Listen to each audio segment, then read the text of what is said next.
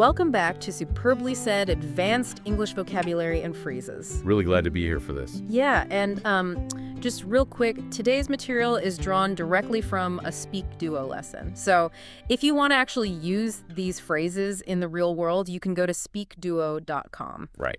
You know, to meet new people from around the world who are practicing English on video calls, just to become more confident with their speaking abilities. Which is honestly the best way to make these words stick. You have to speak them. Exactly. And our mission today is really targeted. This session is specifically tailored for advanced English learners. Yeah, no basic vocabulary list today. Right, none of that. We're getting into highly nuanced, high-level vocabulary so you can sound more natural, you know, in workplace conversations or during exams like IELTS Speaking Part 2. No long wind-ups today. Okay, let's unpack this. So let's start with disruption, because, whenever you're dealing with a complex project, things fall apart. And we need to articulate not just what broke, but the sheer scale of the failure. Yeah, and the first phrase from our source material paints just a brutal picture. It's this means deliberately sabotaging or disrupting a smoothly running plan, like a missing presentation file or a massive supplier delay. Right. But I gotta ask, honestly, I hear people just call this a hiccup. Does it really matter which one you use? Oh, it completely changes the severity of your story. A hiccup is just a mild inconvenience. Like a tiny bump in the road. Exactly. You get a hiccup, you take a sip of water, you keep working. But a spanner in the works implies a catastrophic, grinding halt to your plans. Imagine a literal heavy metal wrench being thrown into a set of fast-moving gears. Oh, wow. Yeah, everything just shattered. Right. The machine stops entirely. So, like, if you're sitting in front of an examiner for your IELTS test and they ask you about a ruined plan, you want to hit them with something punchy, telling them, last year, a major supplier delay was a spanner in the works that completely ruined our launch schedule. That immediately proves your fluency. It's dramatic. Yeah. Or in a workplace chat, just telling your boss, that last-minute missing file was a real spanner in the works. It shows you understand the gravity of the delay.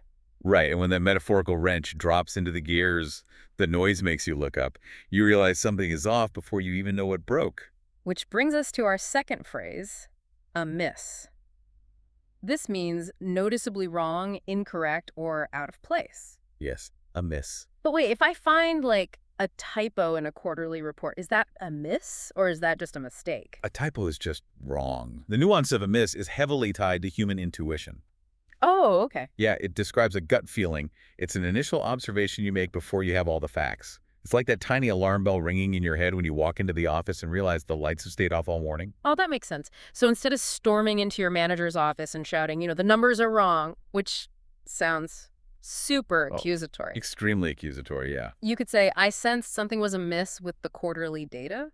Right. It frames you as an investigator rather than just a complainer. Taking it to a personal IELTS story, you could say, on vacation, I noticed the hotel key didn't slide into the door properly, and I immediately sensed something was amiss. Perfect example.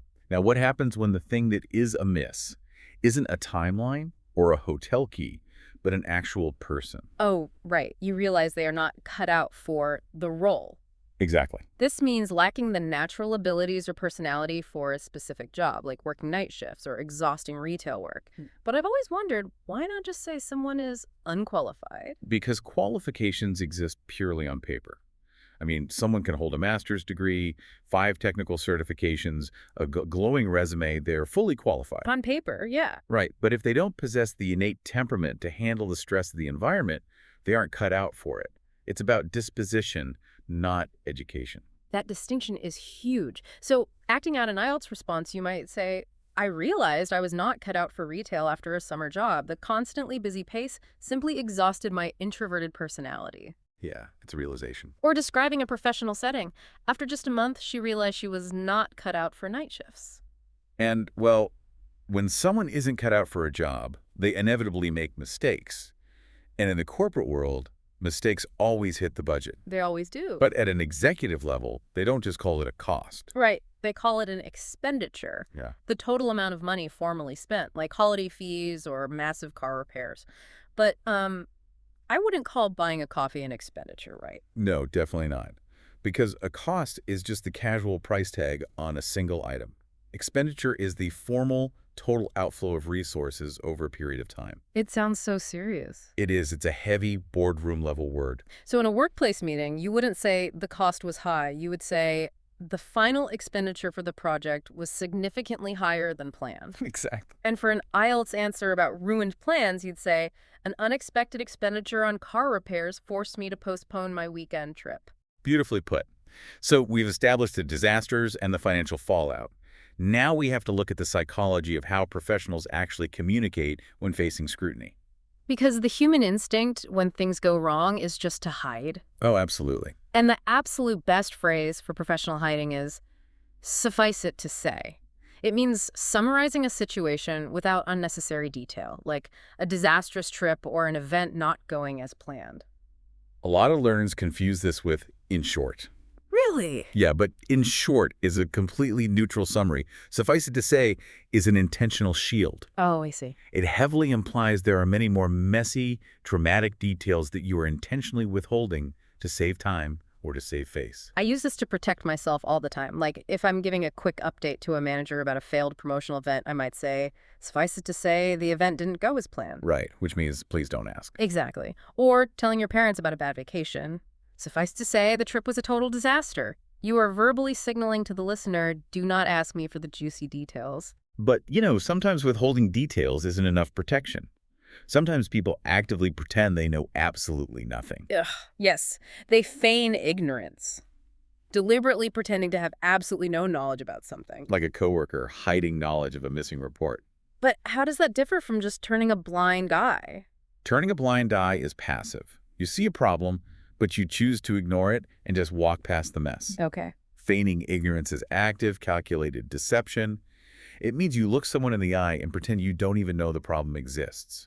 Psychologically, it protects your status better than admitting you forgot something. A classic toxic workplace scenario right there. Like, he tried to feign ignorance when his coworker asked about the missing files, even though he had clearly seen them. And when management catches someone feigning ignorance, what follows is rarely a polite conversation. Oh, no.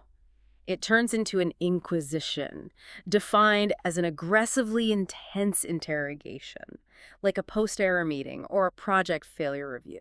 What's fascinating here is how using this word immediately casts the questioners as the bad guys. Oh, totally. Because it's not just an investigation. Exactly. An investigation is neutral. It's just HR gathering facts. But an inquisition feels hostile, aggressive, and deeply uncomfortable. It evokes medieval history. It makes you the victim of the story. So if you're answering an IELTS prompt about a difficult workplace moment, you could say, during the project failure review, it quickly felt like an inquisition where everyone was sharply questioned. Perfect.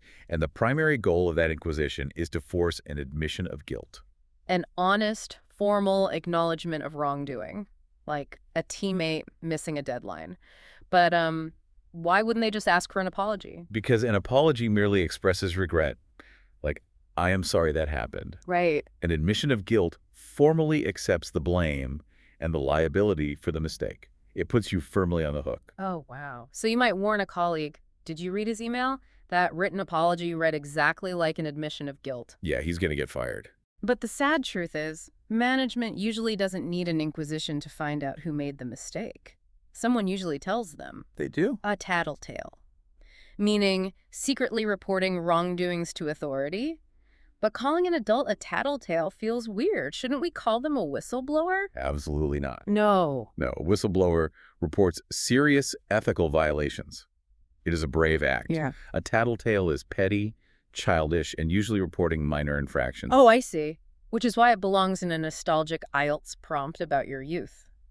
In primary school, a classmate acted like a tattletale and reported us to the teacher just for passing notes. Right. Now, after dealing with all these evasive, messy human elements, the workplace usually responds by doubling down on procedures. They start doing things by the book, following rules strictly without exceptions, like an auditor. But, isn't that just a cliche way of saying following instruction? It goes far beyond following instructions. Yeah. By the book implies a rigid, almost inflexible devotion to official, formal protocols. Oh, okay, so zero flexibility. Zero wiggle room. So, mimicking a strict auditor, you might complain. Our new auditor insists we do everything strictly by the book. Or in an interview, I had to file all the reports by the book, which left absolutely no room for flexibility. And when a manager is operating entirely by the book, they often shut down complaints using our next phrase. Not up for debate. Completely decided. No further discussion tolerated, like a manager's schedule or choosing a project lead. Notice the aggression here, too. Saying something is finalized is informative. Saying it is not up for debate is a direct warning to stop arguing. It kills the conversation instantly, like, I've chosen the new project lead and the decision is not up for debate. But rigid rules eventually fail when a crisis hits.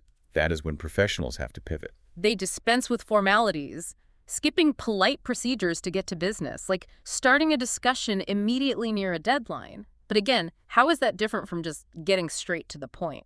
Getting straight to the point is about brevity. Dispensing with formalities specifically means intentionally dropping the expected social etiquette, like small talk, due to urgency.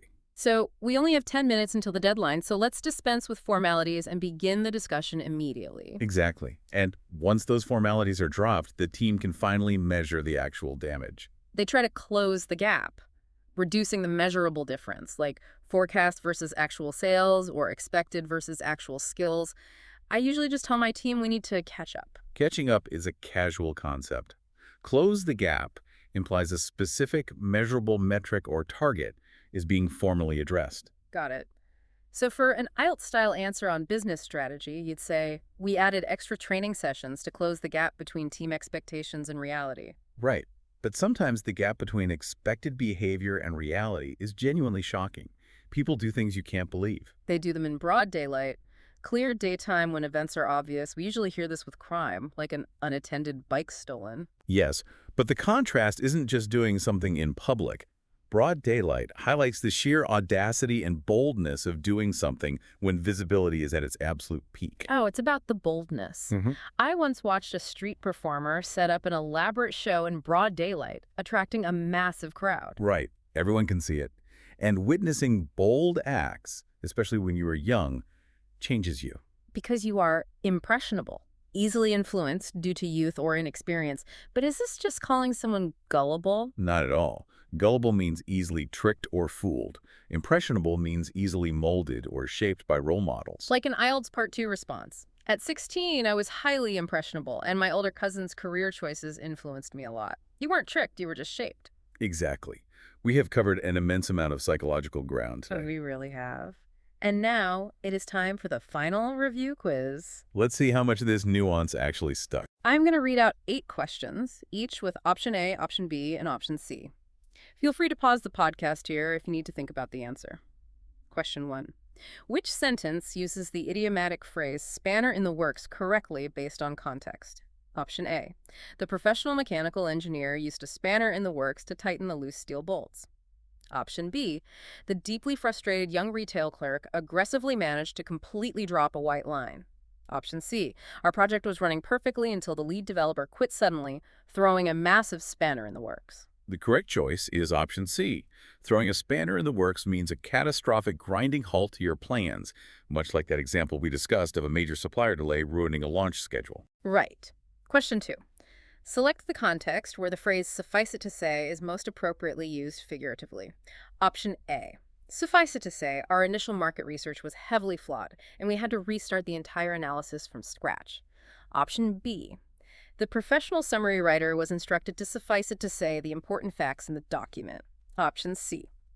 The incredibly clumsy warehouse inventory clerk accidentally managed to quickly buy some large systems. The answer is option A. Suffice it to say is used when you are intentionally withholding messy details to give a brief summary, just like when you're sparing the embarrassing details of a failed event. Awesome. Question 3.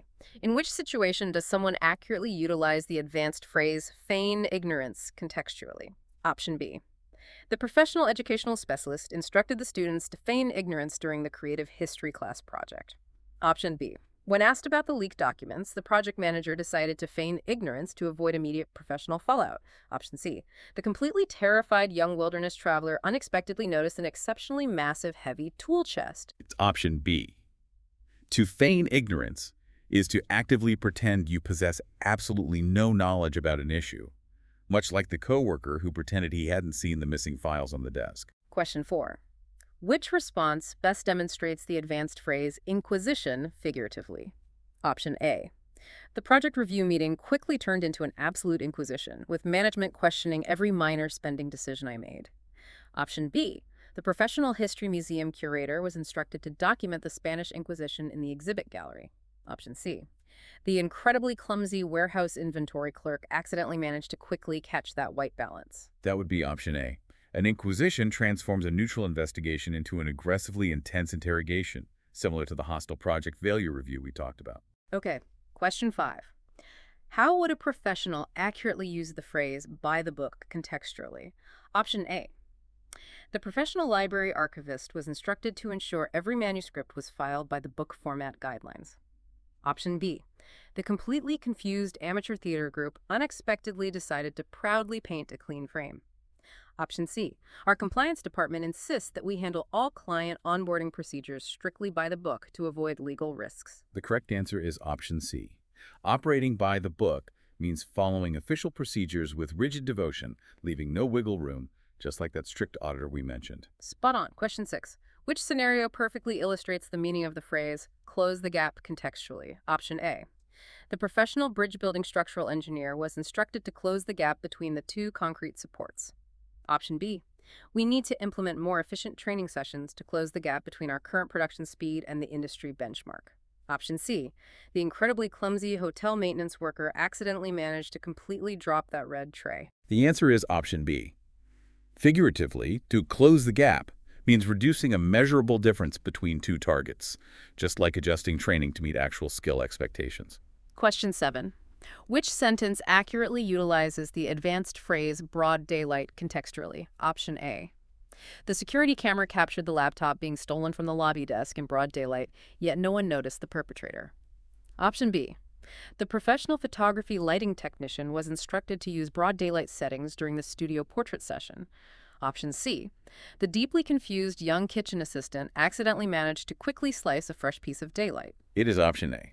Doing something in broad daylight highlights the sheer audacity of an act when visibility is at its peak, exactly like a street performer boldly drawing a massive crowd. And the final one, question 8.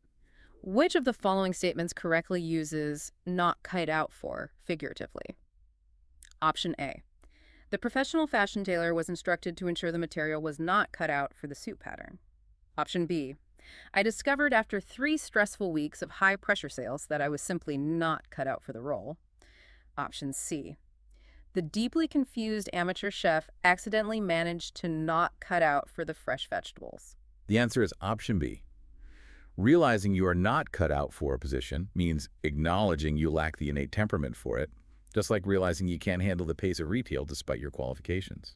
Well, that wraps up our review quiz. You know, if we connect this to the bigger picture, look at how many of these advanced phrases we unpack today revolve around hiding or extracting the truth. Feign ignorance, tattletale, inquisition. It really forces you to consider how much of professional English is secretly designed just to navigate around admitting we made a mistake. Wow, that is a brilliant point.